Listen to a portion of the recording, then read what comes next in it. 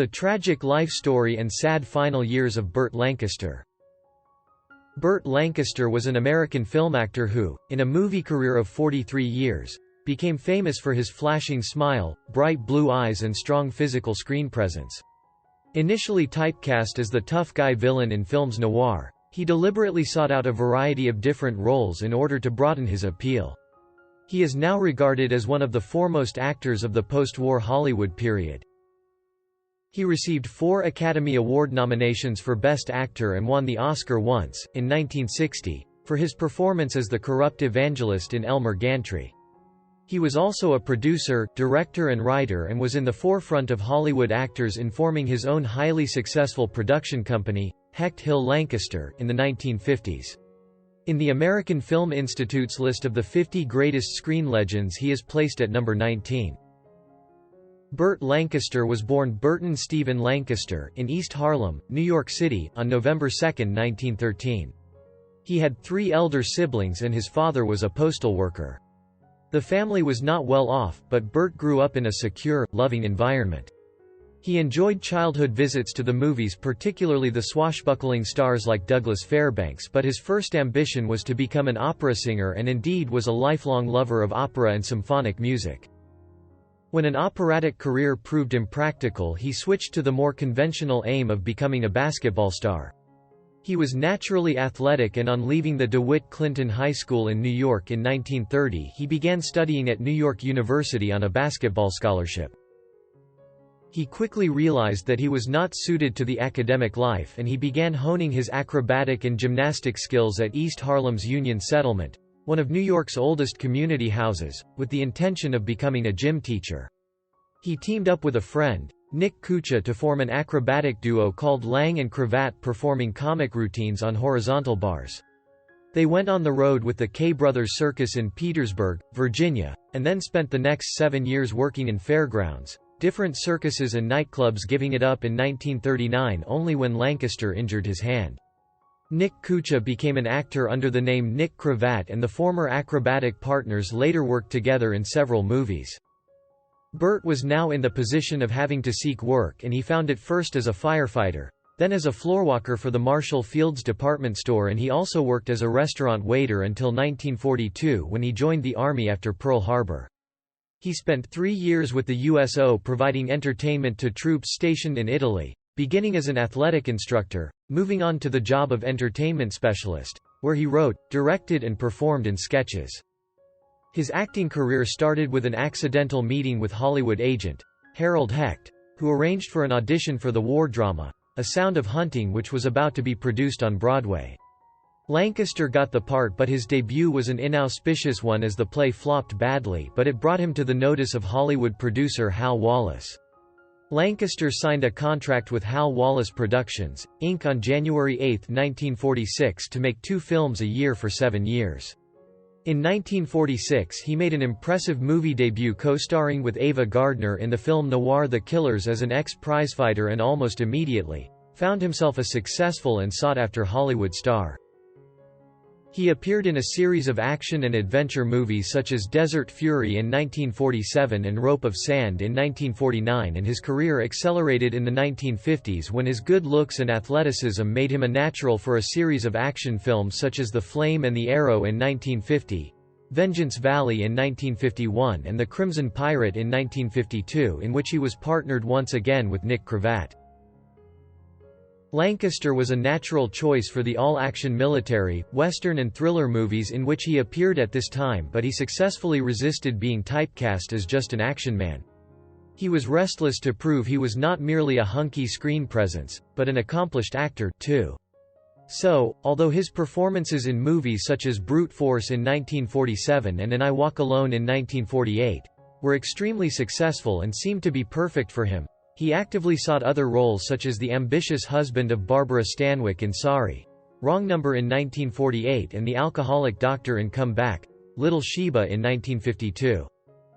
As time went on he became increasingly in demand for more complex and challenging roles such as that of Sergeant Warden in the classic movie, From Here to Eternity in 1953, for which he received the first of 4 Academy Award nominations for Best Actor. He supported and appeared in a movie and a radio play adaptation of Arthur Miller's Broadway play, All My Sons, and a 1955 movie adaptation of Tennessee Williams' The Rose Tattoo, both of which might not have otherwise been filmed. He helped change the stranglehold of the big Hollywood studios by forming with his agent Harold Hecht a series of independent production companies, starting with Norma Productions in 1948, then the Hecht-Lancaster Company, and, in 1954 with the writer-producer James Hill, the Hecht-Hill-Lancaster Company. Through Hecht-Hill-Lancaster he made the successful drama Marty in 1955, which won Academy Awards in 4 categories including Best Picture and Bachelor Party in 1957, as well as films in which he himself starred such as the submarine drama, Run Silent, Run Deep in 1958, with Clark Gable.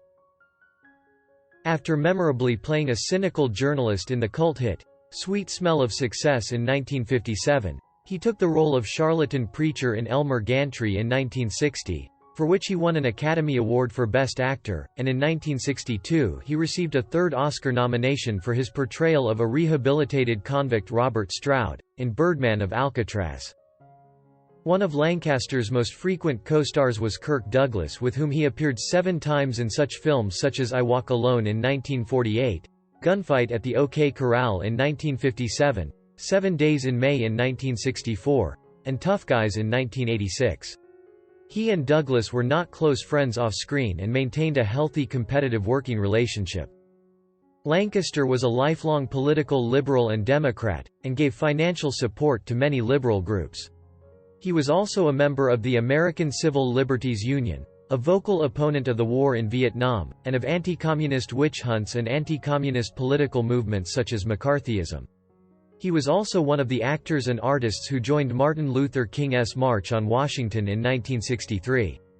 Lancaster was a longtime supporter of gay rights, and in 1985 joined the fight against AIDS after his close friend, Rock Hudson, contracted the disease. In his personal life, Lancaster was known as an outspoken character with a somewhat prickly personality. He guarded his private life fiercely, but in his youth was regarded as a womanizer. As well as affairs with leading ladies such as Deborah Kerr and Shelley Winters, he was married 3 times. He met and married June Ernst, an acrobat, in 1935 when he was 21 and she 18. They separated in 1937 and divorced in 1940. He was then married from 1946 to 1969 to Norma Anderson, with whom he had 5 children. His 3rd wife was Susan Martin, whom he married in September 1990 until his death in 1994. Lancaster's career surge faltered in the 1960s due to his attempts to explore his artistic limits with demanding and unusual roles, as demonstrated in 1962 when he took the lead role in Il Gattopardo, The Leopard, made in Italy by Luchino Visconti. It is this constant refocusing which caused him to slip in the star rankings, and after this time he was never again such a force at the box office.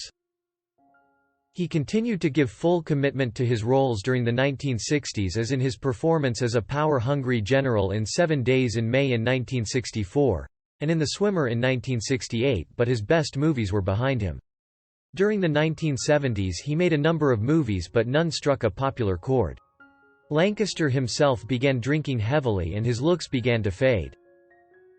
Nevertheless, he received a 4th Oscar nomination as well as the New York Film Critics' Best Actor Award for his excellent portrayal of an aging conman in Atlantic City in 1980.